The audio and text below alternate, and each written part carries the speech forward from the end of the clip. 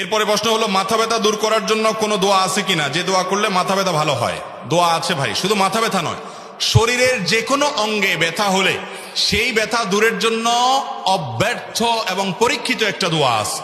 সেই দোয়াটা হলো, আউযু বিইজ্জাতিল্লাহি ওয়া কুদরাতিহি মিন শাররি মা আজিদু ওয়া উহাযির। 7 বার পড়বেন।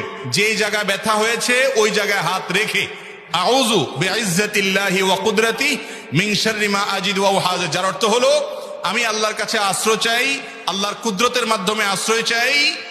কিসের থেকে? আমি যে ব্যথা অনুভব করছি এটা থেকে। একজন সাহাবীকে নবী সাল্লাল্লাহু আলাইহি ওয়াসাল্লাম দোয়া শিক্ষা দিয়েছেন, তার ব্যথার জায়গায় তিনি হাত দিয়ে দোয়া পড়েছেন, তারপর তাকে আল্লাহ তাআলা পরিপূর্ণ শেফায়ে কামেলা দান করেছেন। এজন্য আল্লাহর প্রতি সে বিশ্বাস রেখে, আল্লাহ তাআলা হাদিসে কুদসিতে বলেছেন, আনা ইনদা যান্নি আবদি বি, বান্দা আমার প্রতি যেমন ধারণা করবে আমি তার সাথে তেমন আচরণ করব। অতএব দোয়া আপনি ওই ব্যথার জায়গায় রেখে যদি পড়েন, ইনশাআল্লাহ আল্লাহ তাআলা কি করবেন? সুস্থ করে দিবেন।